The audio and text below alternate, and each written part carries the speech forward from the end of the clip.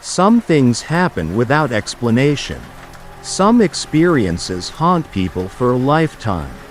This is where I tell those mysteries. And remember, not everything can be explained. Story: The night itself. Do you remember the night the stars went out? I know you don't, but I have to hope that I'm not the only one. She told me the world would forget, that they would make us forget. But I remember. That night is carved into the rawest corner of my memory, nailed there like a body to a beam. Every time I close my eyes, I see their faces. I know they are real, no matter what everyone else says. The stars didn't go out all at once.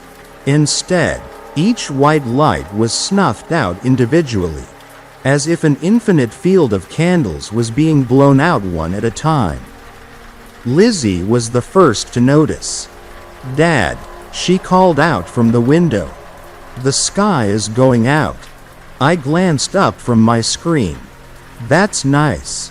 Kiddo, does it look like rain?" Lizzie plopped her small frame down onto the window nook. "Not like rain," she said, "just dark. I think the stars are out of batteries." Laura looked over at me from the couch, a perplexed smile tugging at her lip. I winked back at my wife. Our daughter was a treasure, always saying strange little phrases. Her imagination a perpetually whirling engine even at 8 years old. The twins, Casey and Connor, were curled up next to Laura. She was reading them a story, her latest children's book about a treehouse and a talking dog. That moment, that was the last truly good memory of my life. All of my children took after my wife. The same clever brown eyes. The same wild, dark hair like spilled ink. Looking at them all together in our cozy living room that night. Any night, it made my heart swell with a fierce, immovable love. I cared for them all equally, but I have to admit I appreciated that Lizzie took after me the most. She'd inherited my curiosity and love of mischief, but balanced with a solemn grace that all came from Laura.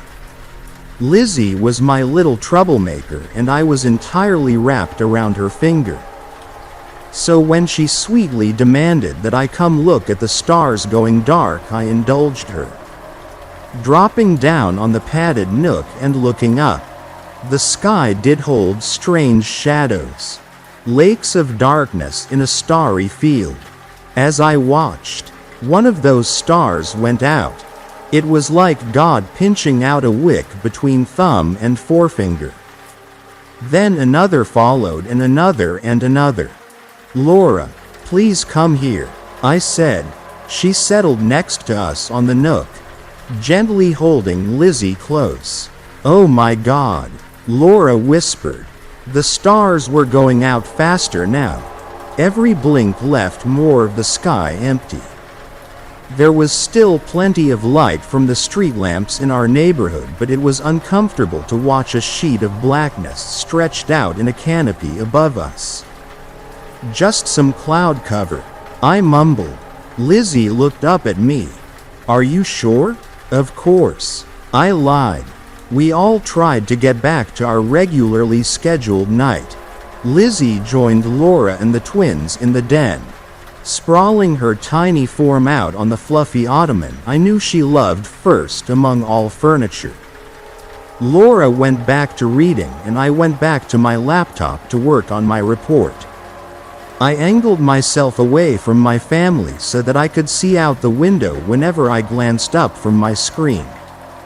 The darkness was a distracting bell and kept dragging my eyes towards the sky. My fingers kept tapping rapidly on the old wood table. Tap, tap, tap. Nerves were getting the best of me. There was something so troubling about the way the stars went out. Their lights suddenly dead, quick as a cut throat. After a few minutes staring up at the nothingness in the sky, I couldn't resist. I had to check the news. Social media. My laptop had no signal. I pulled out my phone but couldn't access the internet, even with data. "Hey, Laura," I called out to the den, trying very hard to sound relaxed. "Can I use your phone for a second?" She padded into the room in her socks. "What's wrong?" Laura whispered. I considered laughing off my concerns, but I knew she'd see right through me. "I can't get on the internet," I told her, glancing back at the kids. "Can't reach anything on my computer or phone. I'm hoping it's just a technology issue." Laura tried her phone. She was shaking her head. "Nothing, Mike. No signal. We couldn't go online or make calls. There was no way of knowing if the stars were going out for anyone else." Was the whole world going dark, or was it just our neighborhood trapped under some dark signal that was erasing the sky? I looked into the den and watched Lizzie and the twins. The three of them were now together on the couch, clumped all on one cushion, even though there was plenty of room to spread out. Casey was trying to steal her brother's Cheerios from a plastic cup. All three were fixated on the television, unaware of the growing concern nibbling at their mother and me. The lights flickered. Shit. They flickered again and went out for a moment before coming back. Shit, shit, shit. Lizzie looked away from the TV. "Are we going to have a power out?" She sounded excited. The last time we lost electricity was over the summer during a thunderstorm. We sat around the living room surrounded by the glow of candles and flashlights and played board games the whole night. Lizzie and the twins built a pillow fort. They were all thrilled to stay up past their bedtime. The blackout was a novel thing, a welcome adventure more than an inconvenience. But I didn't think they'd be excited if we lost power that night. My pulse skipped every time the lights flickered. Laura stayed with the kids while I gathered up candles, flashlights, matches and batteries, just in case, I thought, praying that the lights would not go out like the stars, even though a terrible certainty in me knew they would. It was the strangest conviction. Strong enough to be a memory but lacking all detail. The power cut out while I was rummaging in the cabinet under the sink.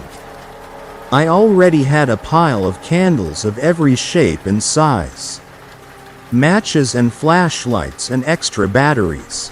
It was more than we could possibly need during a blackout, but something in me pushed me to gather more, to stockpile, just in case. "Daddy, it's dark," Lizzie yelled out. "Where's the lights?" "They're coming," I said, heading back to the living room, flashlight beam bobbing on the floor. I looked out the kitchen window on my way. The sky was black. Every star was out. The entire neighborhood was dark. There wasn't a light to be seen anywhere I looked. Whatever was happening, it wasn't just us. And that gave me some small comfort. Laura and the kids had already started construction on an impressive hybrid blanket pillow fort. I placed candles in a circle around us, on the coffee table and TV stand and even an empty bookshelf. A bright camping lantern sat like a miniature sun on the rug. I passed out flashlights so we each had one, even the twins. They immediately began making shadow puppets that dodged around the wall. We sat there in the living room, the five of us, stacking pillows into towers and walls. The blankets stretched into a canopy above it all. Candles sketched shadows on the cloth. Casey and Connor made up a story to tell us with their puppets. A rabbit chased a bird around a tree made from a tiny arm. Laura and Lizzie clapped. I kept glancing out the window hoping the stars would return. Maybe it's just a storm, I told myself. Cloud cover and a power outage. But if that was the case, why was it so quiet? No rain, no wind, no sounds at all. Really, it was like we were cut off from the rest of the world. Living under glass, even though I couldn't stop replaying the stars dying out in my mind. I did start to relax and stopped checking the large window in the living room every 30 seconds. I was with my family. We were all bundled together in a nest of blankets and cushions, and the twins' shadow puppets were surprisingly agile for the work of a pair of 5-year-olds. Flashlights dipped and wove across the wall. Casey and Connor's hands operated as well individually as they did when they came together. Watching their perfect coordination, I wondered, not for the first time, if the rumors of twins sharing a casual kind of telepathy might be true. "There's someone looking in the window," Lizzie whispered. My eyes snapped to where Lizzie was staring. I didn't see anything in the window except for a reflection of my family. The dark room, and our candles. Lizzie was shaking her head. "They're gone, but they were just there. I promise. There was someone looking in the window." I shivered. "It's just our reflections, Liz." She shook her head harder. No, I saw them. They were quick, but they were there peeking in at us." "What did they look like?" Laura asked. She was trying to be calm, but I heard a strain in her voice. "My wife was afraid." "Laura?" I asked. Even in the low light, I could see she was tense. Shoulders pulled close. "I saw it, too, Mike," Laura said. "There was a face in the window." "See?" Lizzie beamed. "Fear overridden, at least for the moment." "Told you." I turned back to the window, straining to see past the reflection of our room. I couldn't see anything odd, but I believed them. There was something very wrong about the night. Something that felt intentional, manipulated. "What did the face look like?" I asked. "Stretched," Laura said. "Wrong. I think you should close the curtains." I stood up, keeping an eye on the window like I was watching a coiled snake. Cupping my hands against the glass, I leaned in and tried to see outside. I was terrified I'd find a face staring back at me from the other side of the window, but the street outside was empty and dark. There was a strange rusty tint to the night. However, I looked up to the sky and froze. The stars were still out, except for one. It was a star I didn't recognize. Red and distant. My head ached when I looked at it directly, and a greasy nausea turned in my stomach. Worst of all, looking at the red star made me feel angry. My focus began to narrow to one tiny, scarlet pin prick in the sky, like the hole left by a needle going into a vein. "Daddy?" Lizzie called out. I came back to the moment and closed my eyes. The star disappeared from my sight, and the sickness and the rage went with it. I'm not sure how long I'd looked up into the sky. My hands were gripping the windowsill and they were shaking. I glanced down and opened my eyes. The red glow had grown stronger, and my neighborhood was bright enough where the houses and trees cast shadows onto the street. As I got ready to pull the curtain on the window, I noticed a small twitch of motion. One of the shadows was moving. The silhouette of a hunched figure peeled away from the shade of a nearby elm tree.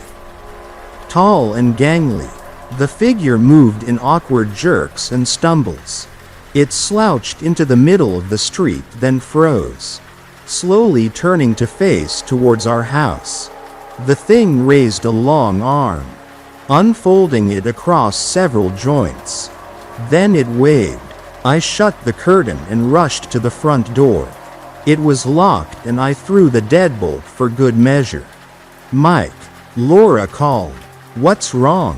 "Nothing," I lied, walking through the kitchen to check the back door.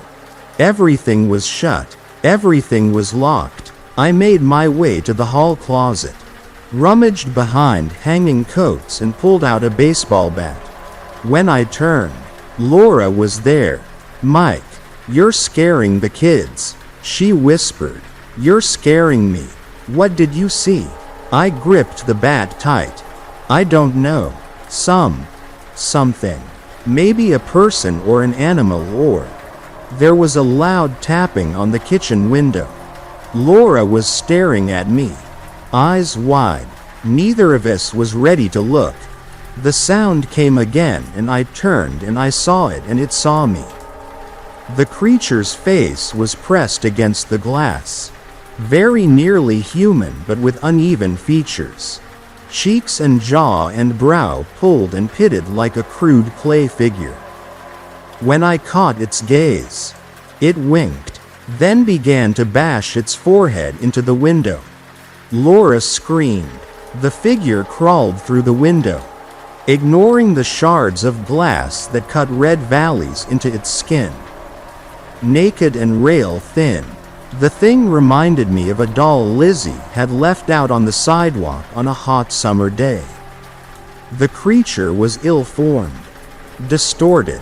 All I could do was stand and shake. I was rooted to the kitchen floor, unable or unwilling to accept the reality dragging itself into my home.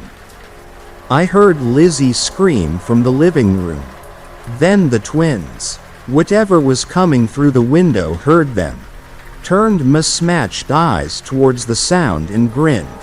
The creature was smiling at the sound of my children screaming. Suddenly, I wasn't frozen. I wasn't afraid. How dare this fucking thing break into my house, frighten my family, and enjoy their fear? It slithered the rest of the way through the window and stood up on spindle legs. The figure unfolded, limbs clicking with an excess of joints. Before it could take another step into my house, I swung the baseball bat. There was a satisfying crunch of bone snapping. The creature's arm broke, jutting off into a sharp angle. I grinned. I may have even bared my teeth. But my celebration was short-lived. One arm dangling, the invader swept me aside and flowed past me, too quick to follow. It was in the living room before I could pull myself off the tiles. Lizzie and the twins' screams grew louder. I heard glass breaking, followed by a terrible quiet. I scrambled into the other room, half crawling. The kids were gone and the window was shattered. Something hurtled over my half-prone body. Laura was out the door and into the street in the time it took me to stand and leave the room. The red haze was even brighter outside. I could hear screaming echoing across our small neighborhood. Creatures were everywhere, as were the signs of damage, cracked windows, scratched walls, doors ripped from their hinges. The monsters swarmed over houses and cars, moving like puppets with stiff strings. Each of the forms had the same crooked but agile build, stretched and warped. One of them stood frozen in the street cradling my 3 children. The twins were crying, but Lizzie was pale with shock.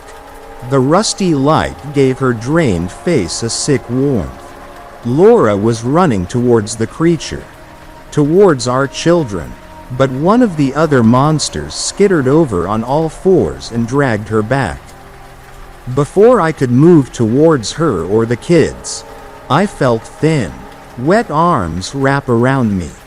The grip was absolute. I was anchored and could only watch the nightmare in front of me. Laura was struggling, fighting like a tiger in a trap. She was kicking and clawing and practically roaring, trying to get to Lizzie and the twins. But Laura was as helpless. We were both caught. The creature holding my children was rocking them back and forth. Maybe lovingly. It was cooing to them. We all stayed like that for several minutes. Laura fighting. Me only able to stare at the insanity taking over my night. My street. My family. The monster seemed to come to a decision. It gently lowered Casey to the ground. Then it was running.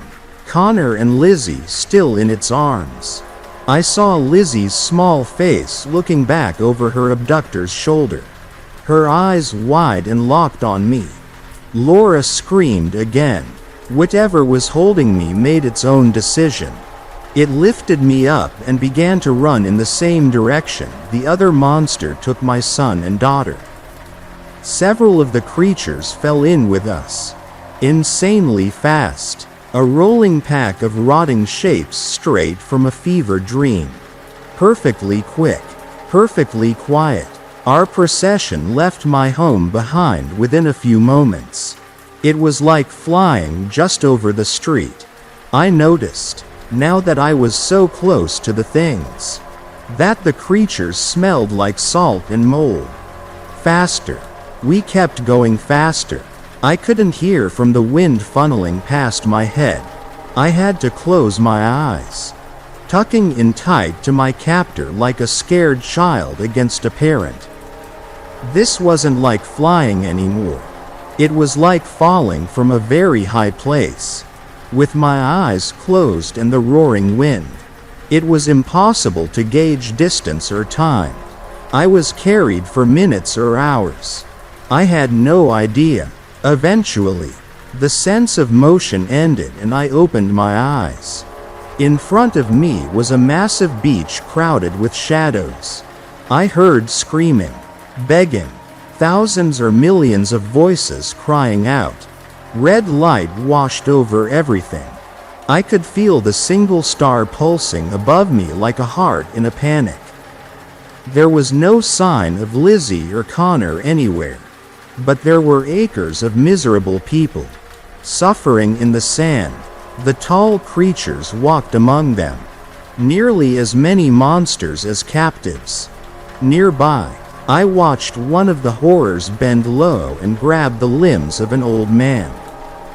The creature began to tug and twist and pull, cooing the whole time. Helpless, the man shrieked, his arms and legs stretching. I heard joints pop and skin rip. All across the beach, the same scene played out. Freaks tore into people, bending, breaking them into terrible contortions. They were making new monsters. I fought. I tried to break free, to look for Lizzie and Connor. The thing holding me let me drop suddenly and I fell to my knees in the sand. I tried to rise, but a gentle, firm hand pressed me back down. Looking up, I noticed a new creature next to me. Despite the absolute ruin of its skin and form, I saw that this thing was female, and she, seemed familiar. She held a finger to her lips and instantly the beach became much quieter. There was still screaming and moans, but they were muffled. I saw that creatures all around us had put their hands over people's mouths. "Have you missed me, Mike?" the thing asked, leaning down until its small eyes were level with my own. I shook my head. "I don't know you. What are you? Where are my kids?" The monster smiled down sadly at me. "I know you don't miss me, or even remember me, even though I think about you every day. It's awful, isn't it? To forget, to be forgotten, to lose the ones we love and not even know that they were lost. It leaves an ache in you, an absence that you can't quite explain and can never fill. What can ever take the place of the memory of love? Please," I begged her, knees leaving twin trails through the cold sand. "Please, give Lizzie and Connor back. Please don't take them away. I'm sorry. the thing said, drawing back to her full height. They're already gone. All over the beach. The creatures were dragging people from the shore into the ocean. Men and women, old, young, children, all went screaming into the surf. Their cries cut off as they were pulled into deeper water. I never saw Lizzie or Connor go under. Never saw them on the beach. At all. I hold onto that uncertainty every day.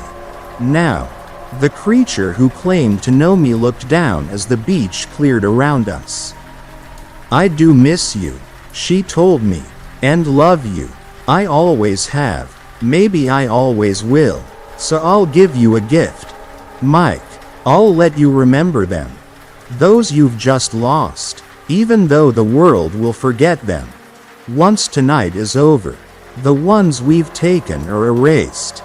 Completely, entirely. It will be like they never existed. Reality will hold no record of them. History no memory. Even those dearest to the taken will forget. All except you. That's my gift, and it's a bitter one. I know that. One that will bring you so much pain. I'd ask you to forgive me. But you don't even remember me. So what does it matter? The creature turned to leave. It was quiet out now. There was no one left on the beach to scream. Wait, I said, crawling after her. Please, wait, don't. The scarlet light above me grew brighter, staining the night wine red. It became so vivid I couldn't keep my eyes open. Couldn't do anything except press my face into the sand. I curled up into a ball and prayed for the dark. I passed out. When I woke up I was back home. I was in bed. The smell of bacon drifted from downstairs. Laura and Casey were eating breakfast in the kitchen. They greeted me warmly, Laura offering to fix me a plate and Casey gesturing at me for a morning hug. Both were surprised when I began to scream. There is no sign anywhere that Lizzie and Connor ever existed. Our walls have no pictures of them. They are absent from all family photos and videos. Even the colored pencil marks I drew by the front door to track their heights are gone. Only Casey's line remains. Worse than any of that, though, is Lizzie and Connor's disappearance from everyone else's memory. Laura doesn't remember her own children. Casey doesn't remember her sister or her own twin. Well, I think some part of Casey might miss Connor. I see her, some days, staring out the living room window to the street. She gets so confused if I mention Connor's name and looks around as if she expects him to be there. Maybe the bond between twins can survive almost anything. And even if it can't, I think some echo might remain. I don't mention Connor much, though, or Lizzie, not anymore. Talking about them only upsets Laura. She thinks I had some kind of nervous breakdown. That I'm grieving for children that never existed. Fiction. Phantoms. But every time I close my eyes I see their faces. I know they are real. No matter what everyone else says. I have 3 children. It breaks me to know I mourn alone, but more than the grief, it's the fear that makes it harder and harder to carry on. I feel a wave of dread every time clouds hide the evening sky. My hands begin to shake when the sun sets and don't stop until dawn. I'm so scared of another night when the stars go out, of what I still have to lose, of what lost things might return. More than anything, now, I'm afraid of the night itself. Story. I think my postman is stalking me. I think my postman is stalking me. I'm also terrified it's just my imagination. Weird things have been happening for a while. Things I didn't really put down to anything. aside from the post.an being interested in his customers. He will normally only knock the door if here is a parcel that's too big for the letterbox, or a parcel or something that requires a signature.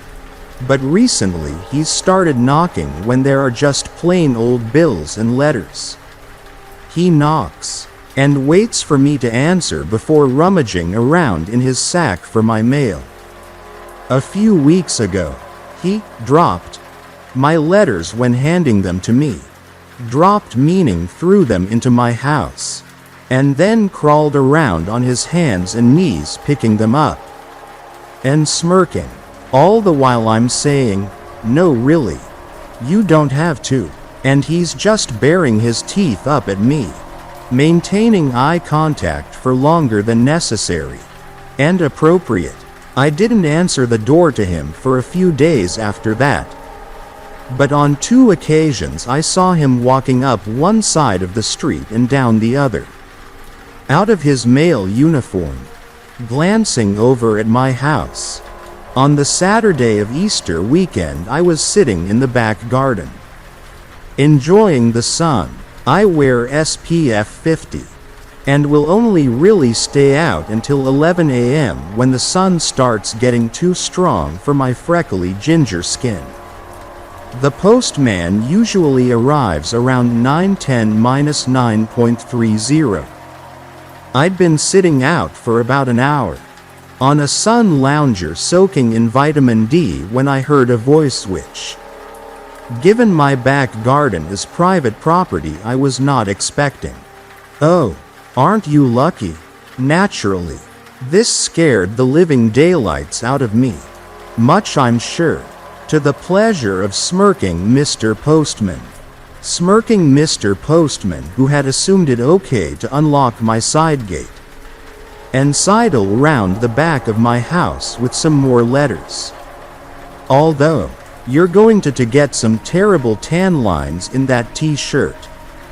At which point I was already on my feet, snatching the letters out of his hands and marching him back down the side of my house.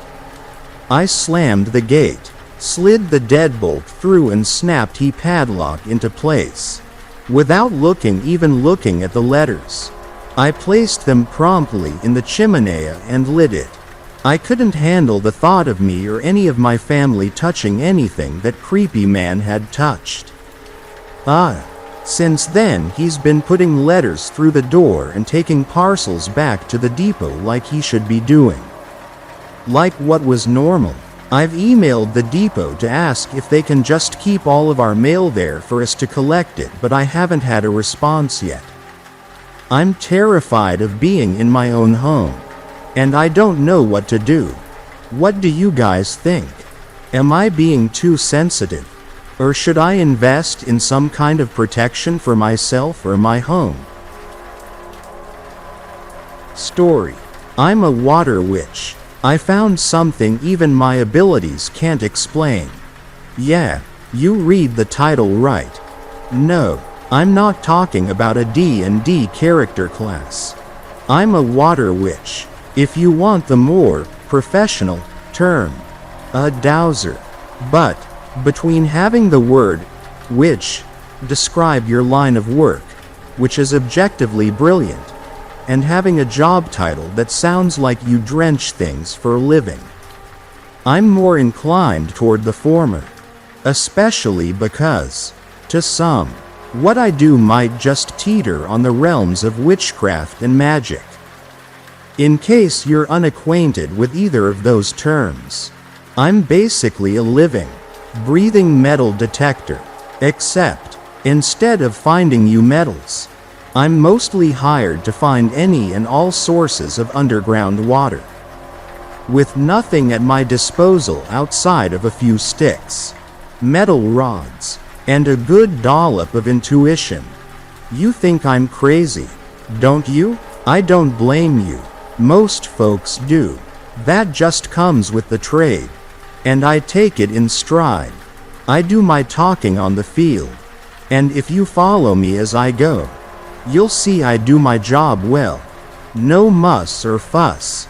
Just point me where you want, and I'll grab the applicable witching rod. Bonus points if you can name any other job that encourages you to carry witch tools. And within the hour you'll be following me to the location of your future well. I can't tell you how I do this, because I don't know myself. If I'm being honest, as much as I respected the former town dowser, Old Man Duncan, I can tell you with some certainty he was probably a phony. A good reader of the land if you're rosy about it. He'd walk out onto a property with the owner, crouch and grab a handful of soil, and let it run through his fingers as he watched it with slitted eyes. Then he'd tell them to step away, while the magic happened, and when they did, he'd find the nearest tree sturdy enough to support his weight, place his hat over his eyes, and switch off for the afternoon. If for some reason they were bold enough to return, he'd tell them they threw him off his process, and that he'd need to up the fee for all the trouble. And where was I when he did this, you ask? Well, when you admire someone enough, you might just trust them blindly, as I did Old Man Duncan. So, in those early days, I sat by him as he snoozed and watched the world go by, thinking it was all a part of the process. But at some point, spending all that time letting the afternoons while away, I spotted the signs. They appeared subtly at first, the blink and you miss it sort of cues. But then I saw them again, and again, and in time, they became frequent enough and pressing enough to one day compel an investigation. Have you ever played the game, hot or cold? Think of that, but as you approach the item or person that's hiding from you, your ears start ringing, your vision becomes tinted, and your head starts to feel like it's been swapped for a bowling ball. Well, on one of those slow afternoons, seated against an old tree and poking at an ant trail with one of Duncan's dowsing rods, my ears caught a steady trilling sound, and my vision was ever so slightly tinted, coated in the lightest shade of blue. Confused, I'd risen from my usual place alongside the old dowser and walked a little bit, thinking I was going light-headed from all the time spent doing nothing. Instead, stepping away from the tree, the shrill noise in my ears picked up, and the tint became stronger, like replacing a pair of dollar store sunglasses with the fancy ones you get in the malls. It was a gradual change, but noticeable no doubt. Intrigued, I continued moving forward, about 40 more paces before I'd stopped. There, the ringing was roaring, and the tint was its strongest, like watching life through a filter made of cerulean shadows. As if the sensory overload wasn't enough, my head, which had been getting heavier and heavier the more I walked, a phenomenon I'd written off once again to extended periods of idle time, had reached a point where I felt the need to prop it up with my hands just to keep it upright. With that triumvirate of quandaries, I'd stood rooted to the ground in sheer confusion until enough sense broke through that veil of bewilderment to drag me away from where the worst of the symptoms were happening. Stepping back to where I'd been seated earlier, a calmness washed over me as the sensations fell close to quiet once more. For a few moments or so, I thought I'd gotten trapped in an all-too-real nightmare. As the minutes passed, my relief gave way to perplexity. Those symptoms replaying before my mind's eye, I'd looked at my hand, which had remained clasped over the dowsing stick. Suffice it to say, Old Man Duncan didn't get to complete his nap on that fateful day. My puzzlement over what I'd just experienced beating him to the chase I'd tapped at his shoulder until he finally felt compelled to open his eyes. Before recounting to him what had happened, he listened with all the enthusiasm of a kid whose ice cream had just fallen off the cone. The matters all told, I waited for a reply, which he finally provided after staring off into the distance for half a minute. "You sure you weren't dreaming, kid? I don't know why some folks think children are inherently untrustworthy.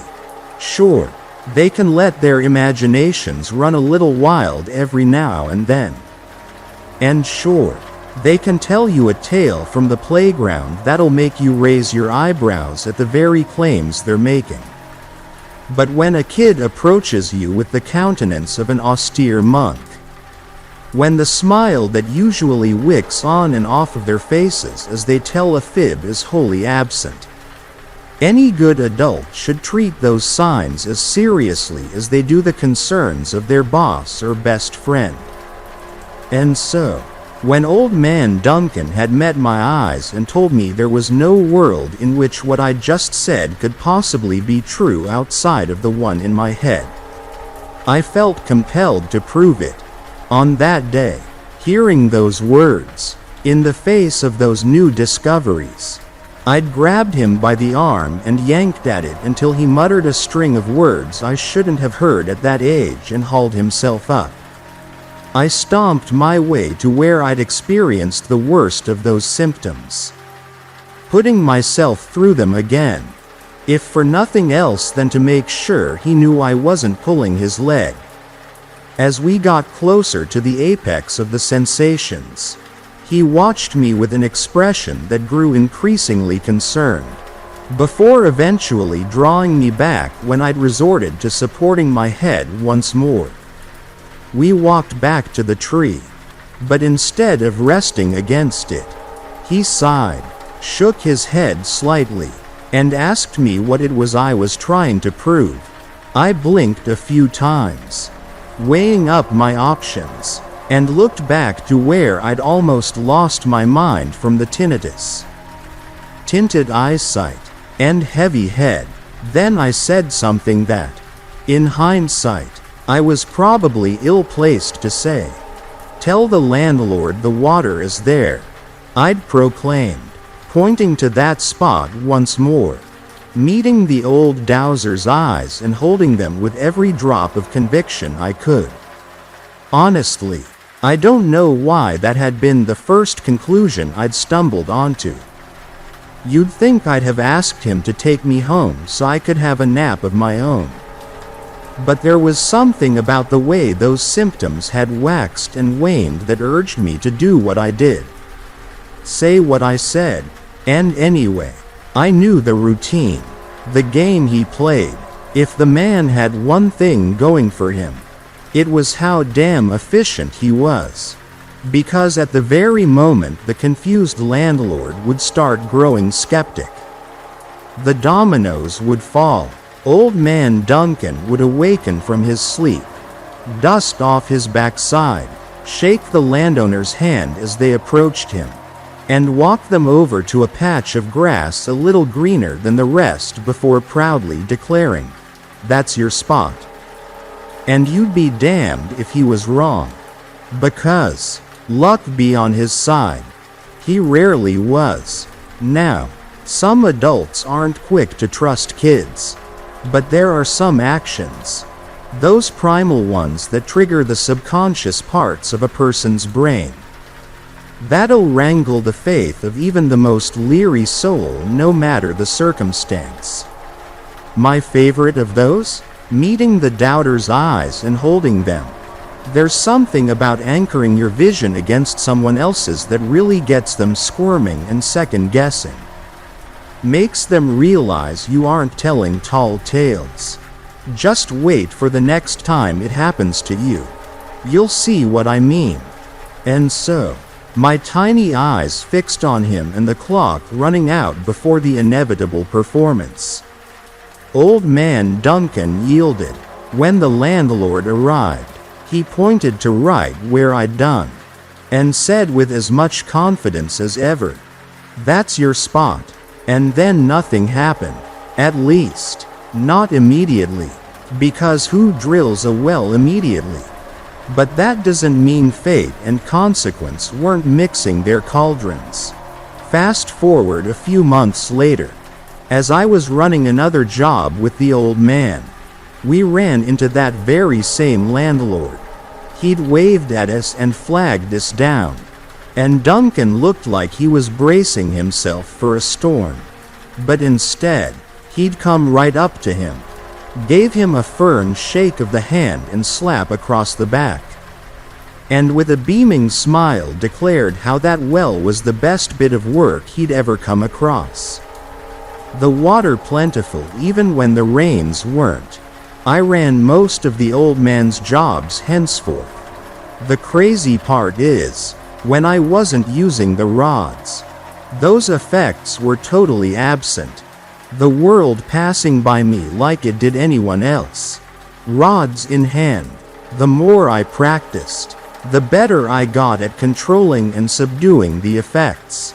I found that different witching rods, the old man always carried a variety, but never made much use of them outside of the odd encore for a particularly important performance. Served different purposes, the metal ones helping me find the approximate location to go hunting in, before switching to the wooden ones which pinpointed the spot. This meant we were finishing on even the massive properties before the day was over. I'll save you the rest. But in short, we routinely located the most productive wells in the county. The old man passed away happy, and I took the helm of the business formally. And that brings us right up to this afternoon. You'd be hard-pressed to find anything out of the blue about how the day had started. As per usual, I began the morning late and slow with a hearty breakfast, capped with a cup of tea and a good book in hand. When it came around 11:30, I began the drive to the site of the job, letting time do the running while I meandered to the address. I'd scheduled the appointment for 12, right at midday, but that didn't mean I wasn't going to make a few stops before I got there. The thing about small town living, especially when you've been around a place your whole life, is you're going to run into some familiar folk. And if you do, well, you'd better stop to talk, or you might as well be giving them the finger and driving off. Was that Mr. Collins out on the field? Well, he needs to hear what the Andrews are planning on doing with the unused plot at the back of their land. And, oh look, Mrs. Buchanan's grandkids are selling lemonade on the curb.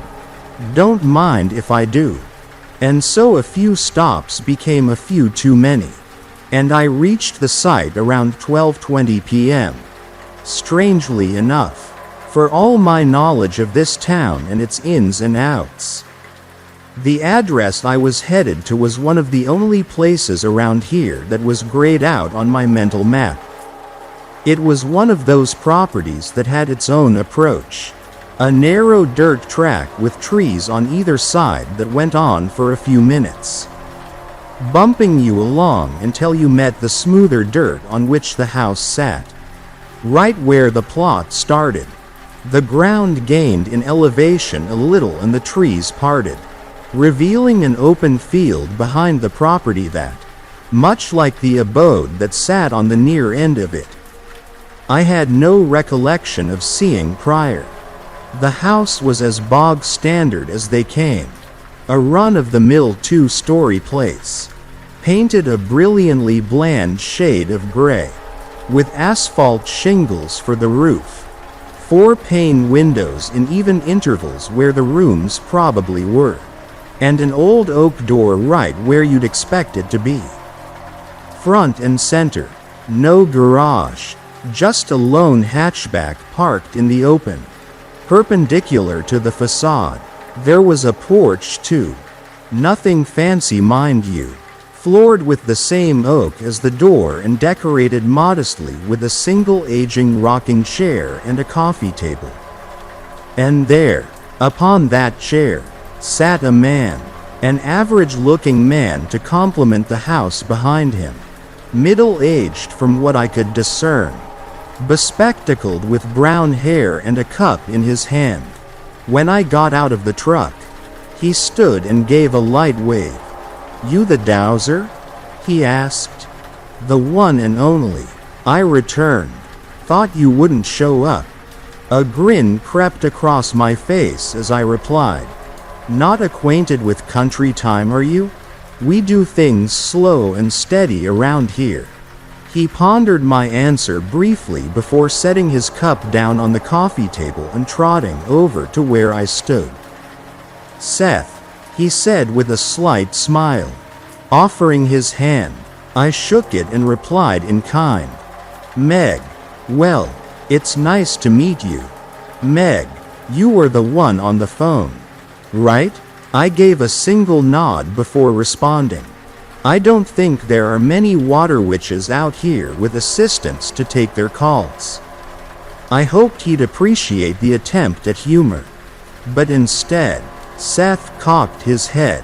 "Water witch? Water witch. Dowser. Interchangeable terms," I retorted in clarification. He looked at me funny before slowly nodding and turning to face the house.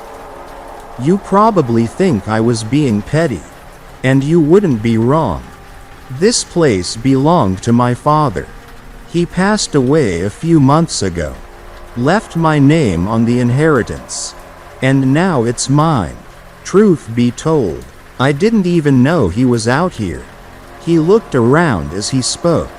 "I've been living in the city and hadn't talked to the old man in ages.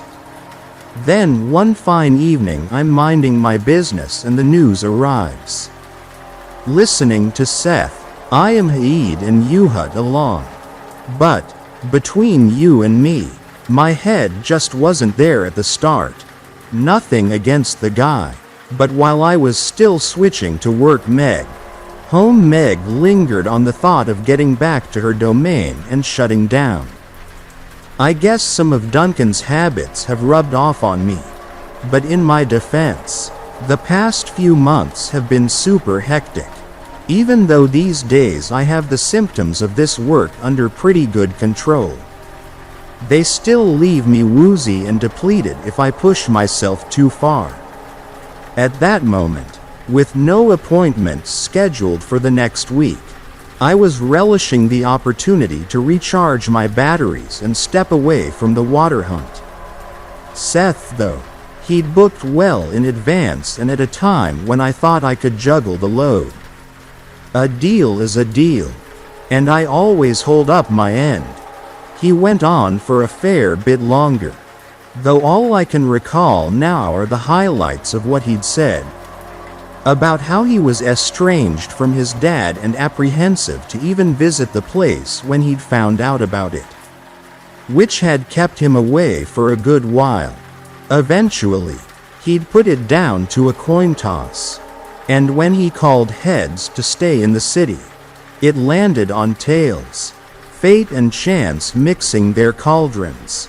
I'd told him, which elicited a half laugh. Better than the reception I got for the earlier attempt. He paused for a moment then and looked at the sky, shaking his head at the heavens. "Can I be honest with you?" he'd asked. "I thought we were already being honest," I said, arching an eyebrow.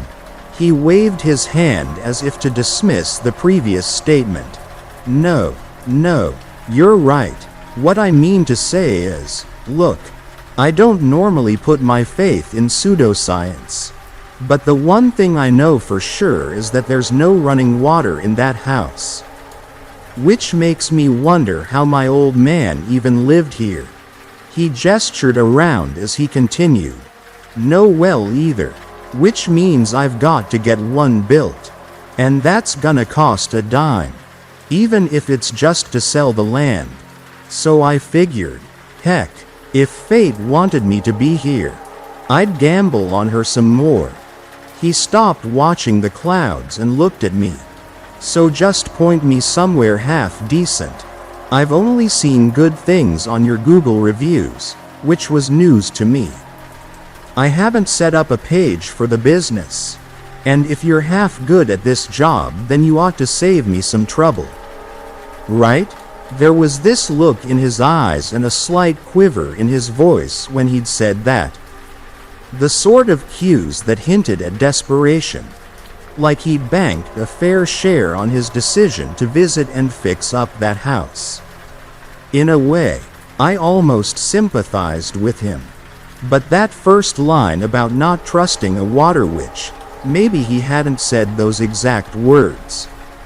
But the message was clear, was the only thought still lingering in my head when he was said and done. Like I said, I take it in stride.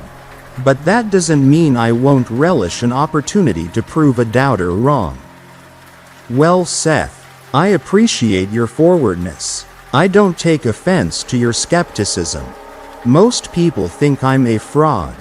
I walked back to the truck as I spoke, and undid the tarp covering its bed, rummaging through the branches and rods I kept there before finding my trusty copper rods and witch hazel twig. The very same twig Duncan used. Retrieving them, I returned to Seth and held out the Y-shaped stick for him to take. I didn't expect him to suddenly start dowsing with me, in case you're wondering. It was more a gesture of goodwill, an attempt to break through that first barrier of suspicion. You're welcome to join me as I work. I reckon we can get your doubts sorted in. I glanced at my watch for dramatic effect, 20 or so minutes. He stared at me a bit longer before putting his hands on his hips, exhaling sharply and glaring at the ground. Lips pursed. That's a no then, I'd thought. I lowered my arm and returned to the truck, assuming the conversation was over. I began on the part one was paid for, the work, and started on gathering my bearings. The best place to kick off the search on most properties was out in the open. And I noticed the house's slightly raised plot extended for a bit beyond the building's back before giving way to the field. With the facts in mind, I headed in that direction and was at the end of the plot when a voice from behind halted my progress. All right, let's go. And so I handed Seth the witch hazel stick, smiled, and off we went, as we stepped off the house plot and walked out onto the field. I asked Seth if he had any preferences for the location of the well. Sometimes I get multiple hits on a single property. It all depends on the strength of the sensations. He shrugged, saying it didn't matter, so long as it produced enough water to service a family. Once it was set up, he could advertise the property as having one, which would increase its market value. While he waited for it to sell, he could use it too. That piqued my interest. You're not going back to the city? I'd inquired as a follow-up, to which Seth quickly and subtly shook his head. Not anytime soon. He looked a little more comfortable as he said that, like he'd been contemplating the very idea and waging war in his head. Glad to finally give the thought substance by sharing it with someone else. I didn't prod any further, and instead, as we approached the center of the field, shifted the conversation topic. We're good here. I came to a stop, and Seth followed suit before lifting the witch hazel stick, studying it, and then speaking. Do you need this yet? Not quite. That there is for close-range work, I answered with a gesture at the twig. He flicked his eyes at me and then down toward the copper rods. So you use that for long-range stuff? Kind of. The metal rods tell me where to search, and from there the sticks take me to the spot. Dowsing rods are shaped like guns, and my copper ones have handles on the shorter side, planting my feet shoulder-width apart. I stood straight and raised the long ends of the rods until they were perpendicular to the ground. The ends pointed right at Seth. He raised his arms in mock reply. "Hey, if you shoot me you don't get paid." He chuckled. I rolled my eyes but felt redeemed by the fact his humor was as flat as mine. "I've not told you about the metal rods and their effects yet. Have I? Well, they differ from the sticks in that their influences are of a subtler nature. Far more comfortable to work with. Steadying my focus, I shut my eyes and awaited the first sign, which always manifests itself as a droning sound coming from the direction I ought to search in. Once that was determined, the ends of the rods would begin to bob up and down. Though not by my volition. Wikipedia calls it the ideomotor phenomenon, which apparently occurs when you move without meaning to, like being a puppet on the ends of a greater being's strings. But there, in the light chill of the autumn, under the soft glow of the sun and what I presumed to be the focused eyes of Seth, all was quiet, and nothing happened. The seconds that passed started in the single digits, grew into the dozens, and eventually ran into the hundreds. I even tried slowly spinning without the sound for guidance, stopping intermittently to see if the rods would begin their dance. But my arms remained stiff and straight. "Shit," I muttered when I'd done multiple complete 360-degree turns. A solid 3 minutes had come and gone with no hit whatsoever. There were always hits, even when the water source was miles away. Faint and feeble, but still there, still present. "Has the magic happened yet?" Seth asked, breaking his quiet. He had a sorta smug look on his face, decorated by a sense of contentment. Practically the equivalent of a kid sticking their tongue out at you. I'll admit, I probably should have seen the warning signs then and there, since I discovered my abilities. I've never had an occasion where the rods didn't elicit some kind of response. Even the times I've started on concrete plots, wooden porches, or on asphalt roads, the sensations were never pointed or pronounced like they were on earth and soil. But they still made themselves known. Still, while Seth stood there subtly delighting in his triumph and while I sat in my defeat, I felt that, though the battle was lost, the white flags of surrender weren't yet ready to go up. "Game's not over yet, Seth," I said, gathering the copper rods in one hand and holding them out for him to take. He scoffed and smiled before accepting them, but my hand stayed extended.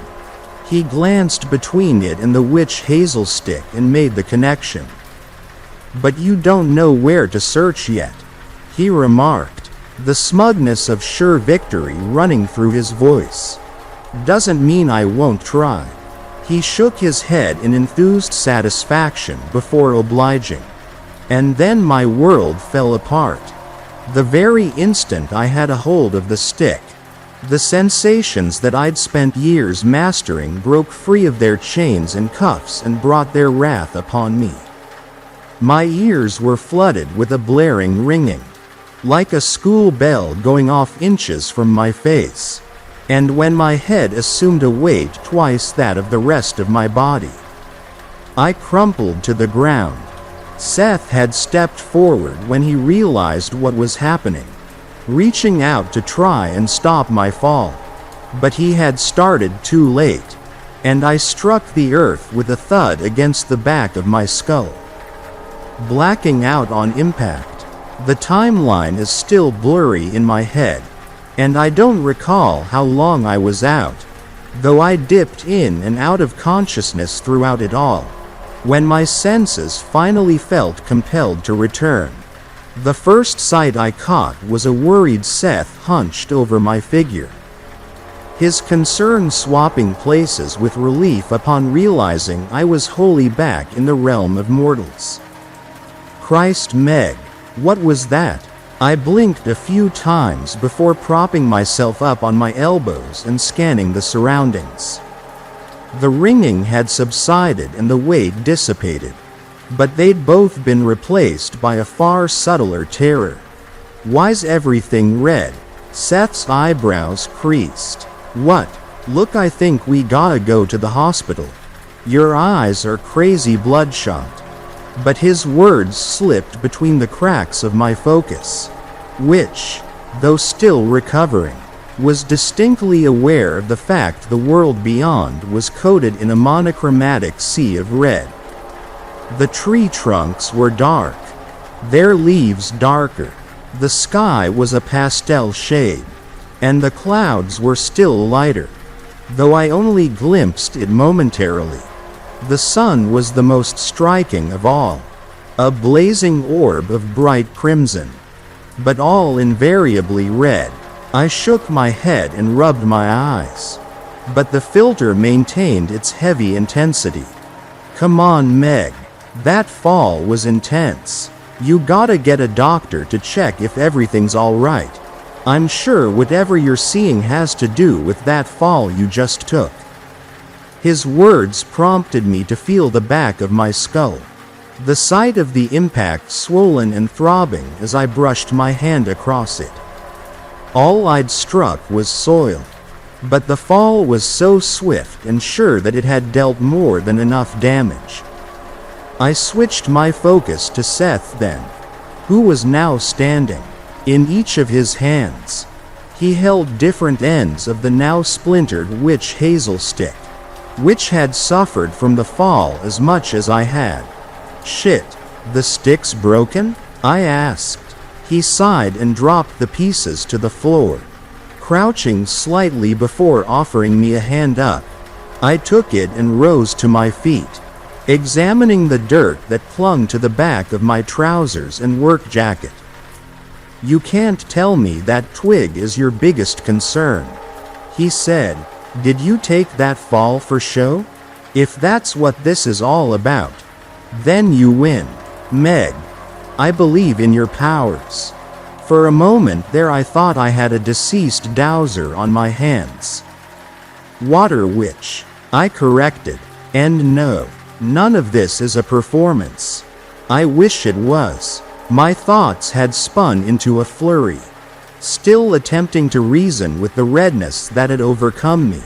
Seth sighed and held his tongue as I looked around dazed for a moment before brushing myself off. Now are we going to the clinic? I firmly shook my head. I don't do doctors. Well, look, you ought to sit for a bit after that. He gestured back to the house as he continued. I can prop you up as we walk.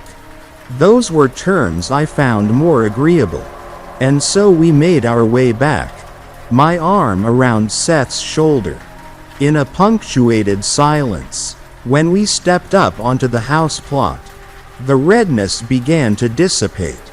My vision's getting better, I remarked. Seth glanced at me and raised his eyebrows in mild assuagement before continuing. By the time we returned to the foot of the porch, the filter had subsided completely.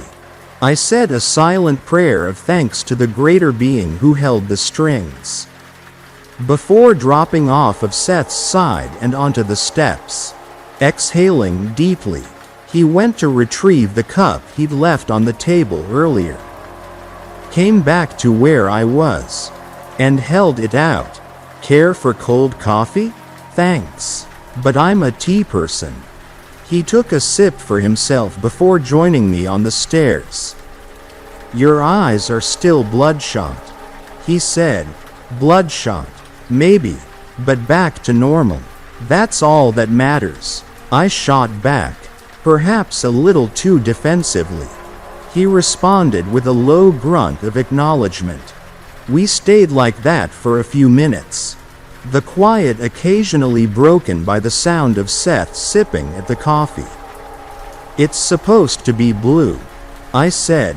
What? My vision's supposed to turn blue the closer I get to the water source. Seth shifted where he sat and turned to face me. Do your eyes turn blue too? I shook my head. Not outwardly. No. But the effects are never this bad. And my vision has never gone red. Seth looked like he was processing my answer before he offered another question. So what does that mean?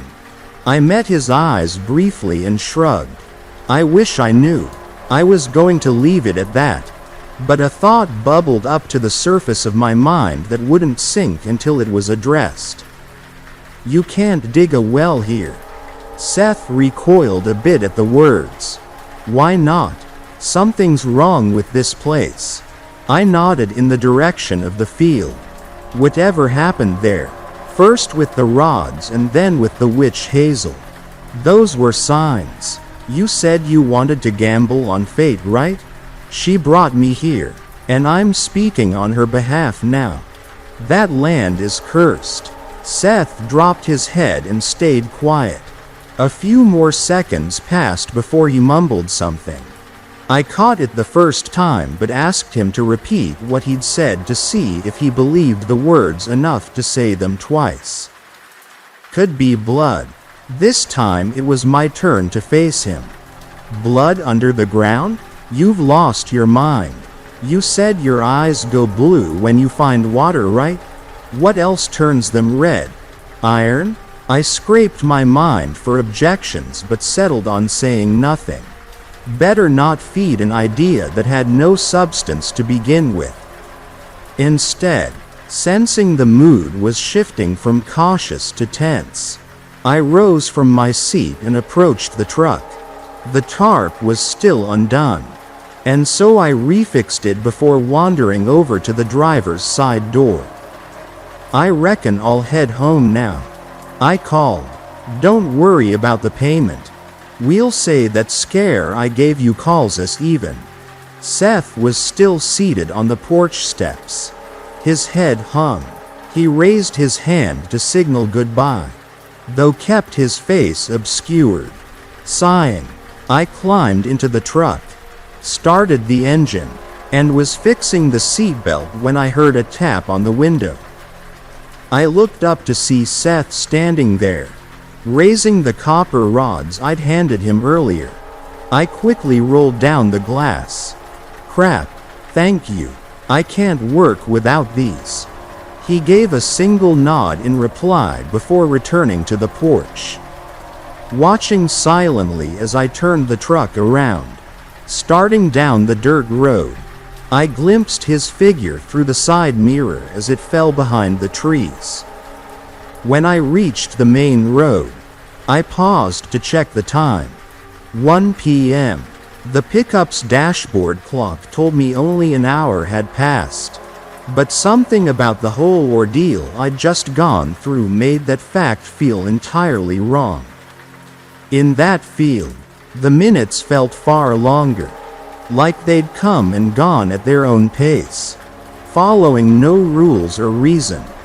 That, or the fall, had splintered my ability to think straight. Returning home, I collapsed onto the couch, exhausted from the affairs of the day, and slunk into a tranquil sleep. When I awoke, the sun was setting, and I brewed another cup of tea, this time of the chamomile variety. Picked another book from the shelf, and settled down on the sofa for a long evening of peace and quietude. But something about what Seth had said kept gnawing at the back of my head. Despite the shudders I'd put up to the idea, there was nothing ill-placed about his logic. Some dowsers claim they can find you more than a place to put a well. I say that's how you find out which ones are really bogus. It's always been about water for me. Always been a vision of blue. But red?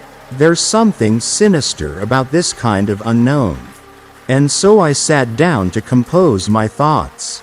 The very ones you're reading right now. When you're truly unaware of something, of its ins and outs. You retain that blissful ignorance. And I'd had that, all the way up until I accepted the witch hazel stick and suffered consequences beyond anything I ever thought possible. Now my unknowing is pocked and marked not by ignorance, but by incomprehension. And that's scary. That's dangerous. There's something I've not told you. I was weighing up whether to put it in the write-up at all. But I realize that, while you're missing the whole picture, you'll remain ignorant. And don't get me wrong, that's fine. So I'd advise you to stop reading here if you want to keep your thoughts in order. You've been warned. When I was out cold, caught in the time that doesn't flow as time normally does, I saw a place in the darkness. It was a place of pure black, but I felt the fingertips of consciousness there for a few moments before I returned to our world. In that place, I saw nothing, felt nothing, thought nothing, but I heard something, a voice, gravelly and potent. It filled the space around me and consumed my consciousness with a vigorous grip. Its message was simple, lucidly clear. Stay away from here. Story: The truth about Suicide Forest. We went spelunking in and around Mount Fuji, Japan, many years ago, most specifically to visit the Narusawa Ice Cave, an alluring, magnificent convergence of ice crystals and lightly coated, dry snow inside an iridescent cavern, magically shifting colors from blue to a fluorescent purple depending on time of the day and the amount of light creeping in. Nature's ancient lava lamp of which you've only seen in dreams or paintings. Only there was a tension infecting the group the further we traveled. Is something getting to any of you? Are we hearing things? Something's coming to me, but I can't keep a hold of it. Alyssa trailed in back of the group. The introvert, she'd barely spoken a word. Didn't even seem to get enjoyment out of any of this. But unaccounted for dread began to tap and shake at my nerves. And finally there was the light at the end. And we exited to find ourselves outstretched on a natural shelf overlooking Aokigahara National Forest. Forest of the Dead. The five of us abound with nervous laughter on our way down the mountain. Mostly in exasperation, hurling ghost stories at one another, all the while admiring its beauty and Fuji's snow-covered cone, as if visiting a fantastical planet in a far-off galaxy. The landscape was breathtaking, air clear, smelling like pines and fresh water for miles. Sounds of strange animals chirping and leaping across the canopies above us. And then there was the never faltering sound of running streams at all times surrounding us in every direction, including the sky, once we made our descension down the west face of the foothills and arrived at our destination. We for the first time gazed beyond the tree line into an infinite, refracting green prism. Jen, one member of our group, spoke for all of us as the day fell eerily silent. I just got a chill. We all felt it, a complete shift in mood. All I could muster was, what the hell was that?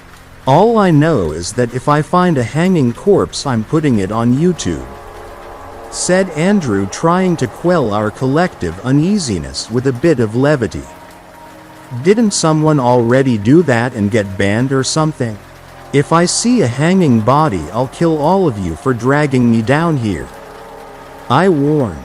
Alyssa was most shaken, most likely because of her history of staring suicide in its face. She came home from school and found her twin brother in the closet, toes hovering 3 inches above the wood floor, twirling in slow concentric circles. Nobody even knew he was depressed. He was only 17.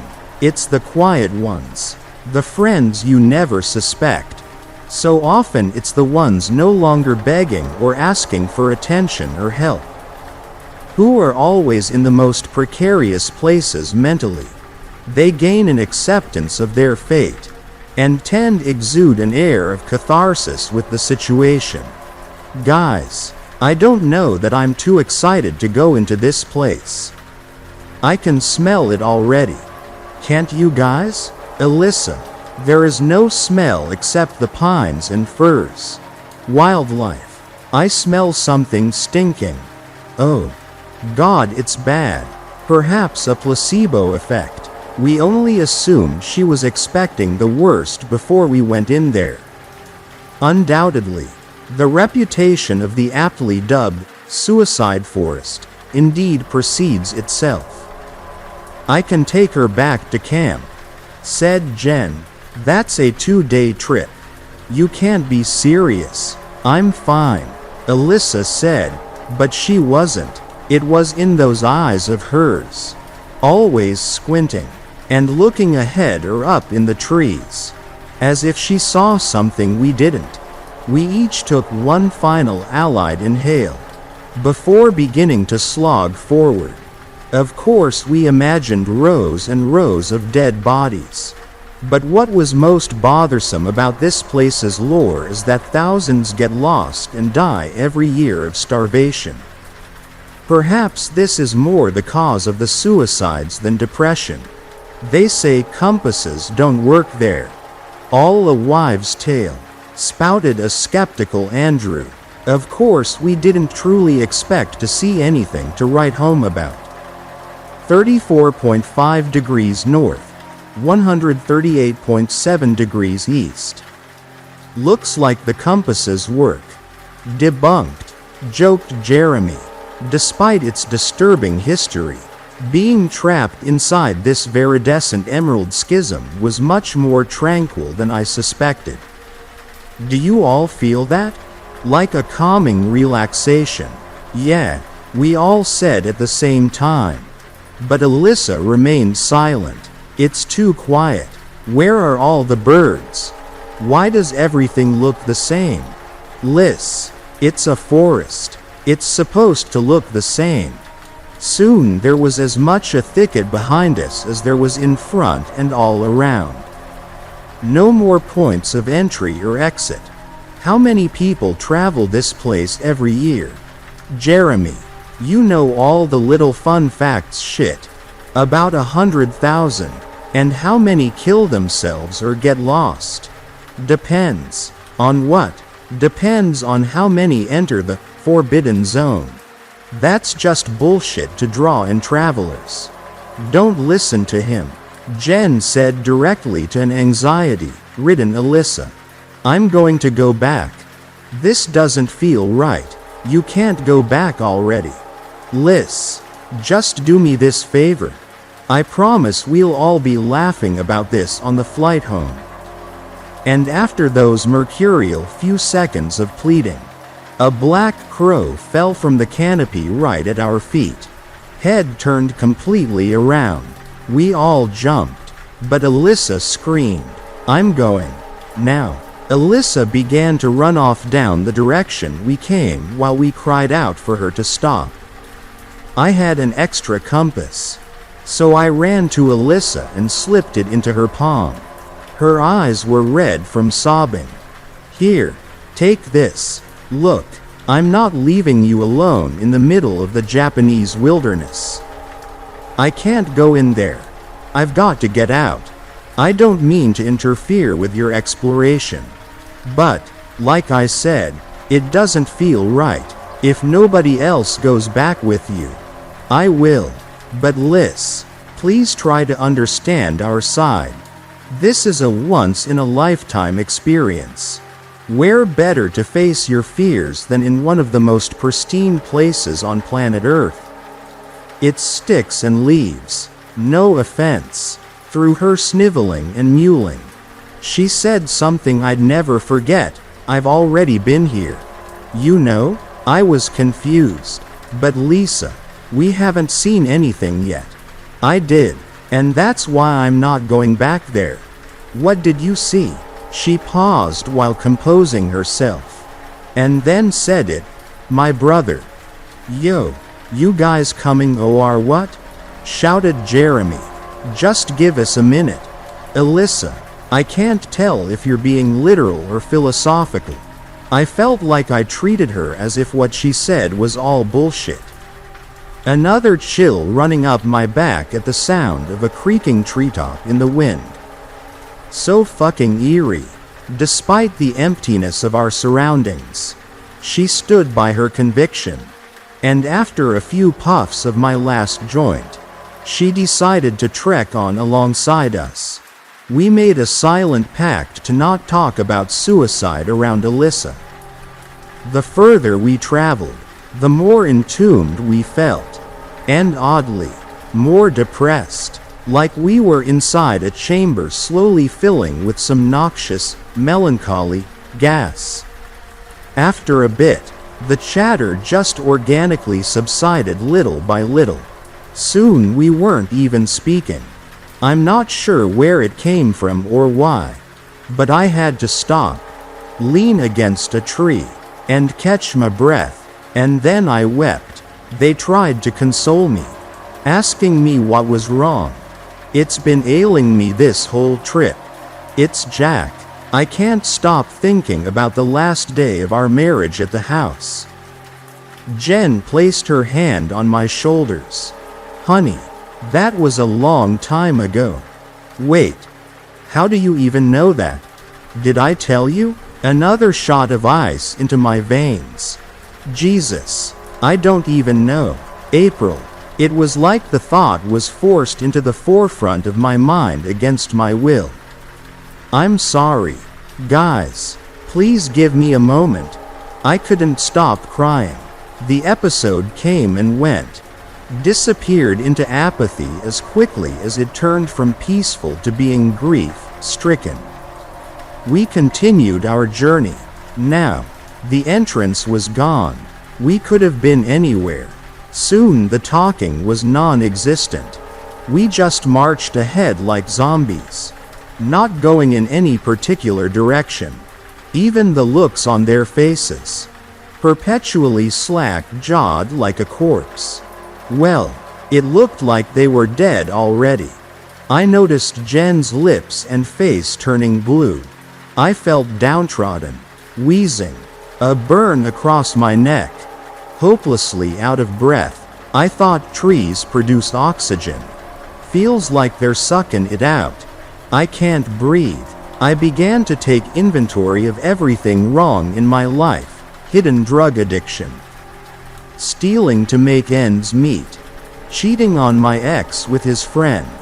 Despite many of these things happening 15 or 20 years ago, somehow in these moments it was dragging me under. I tried to speak but couldn't. Suddenly I became afraid of my friends. Even Alyssa was smirking. I finally knew why we were here. It was all a ploy. A ploy to take me out.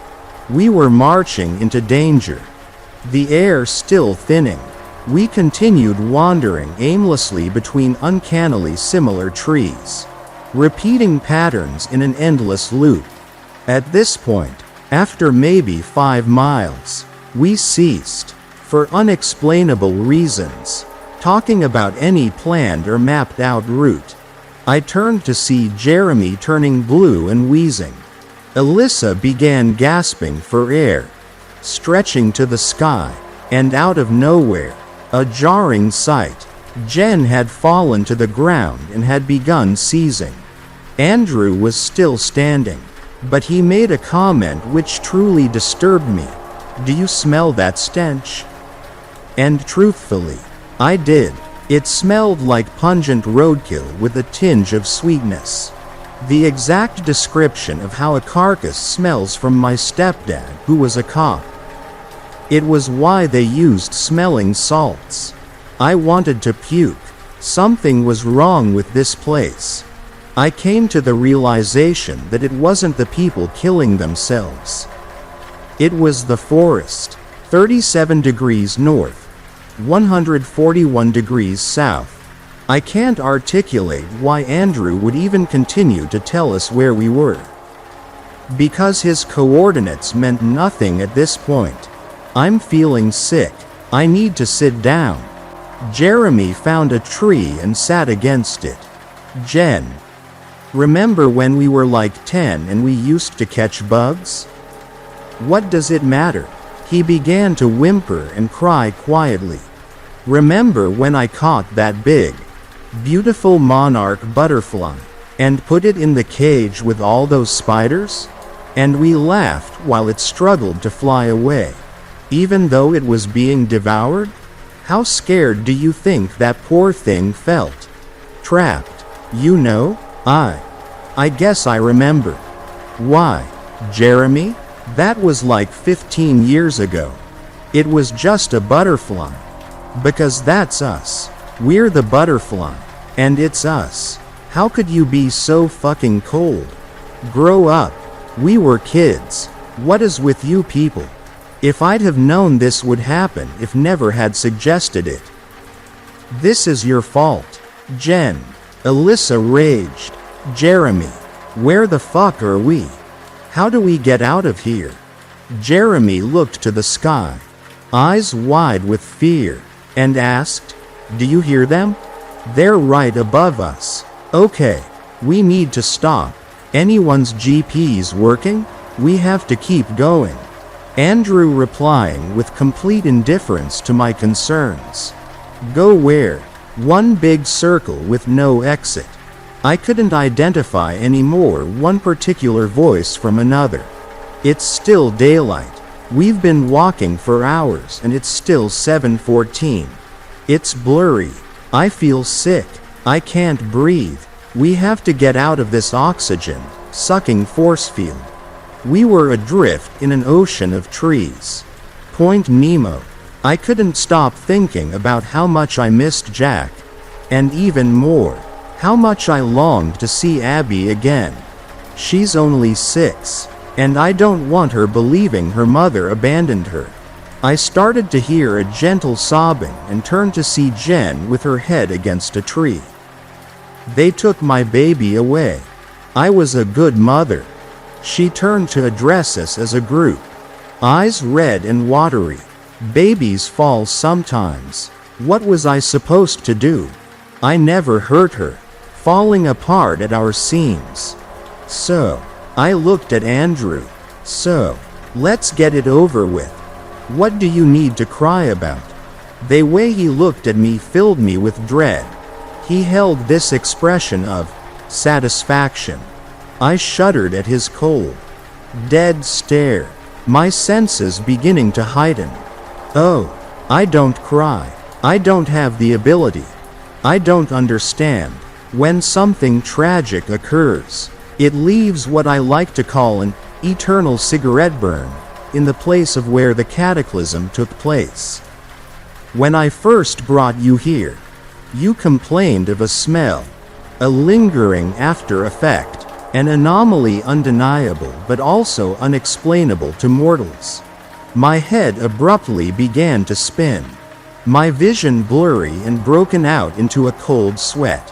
I precipitously came to a profound realization the more nauseated I became. And in this moment of acute cognizance, I felt myself sinking inside. Jen, Andrew, Alyssa, and Jeremy. I'd never met them before. Except, I had, all at the same time. And it hit me once I approached the yellow tape and signs reading, Kinshi Kuiki. Japanese for Forbidden Zone. I shut my eyes and stumbled down into the mud.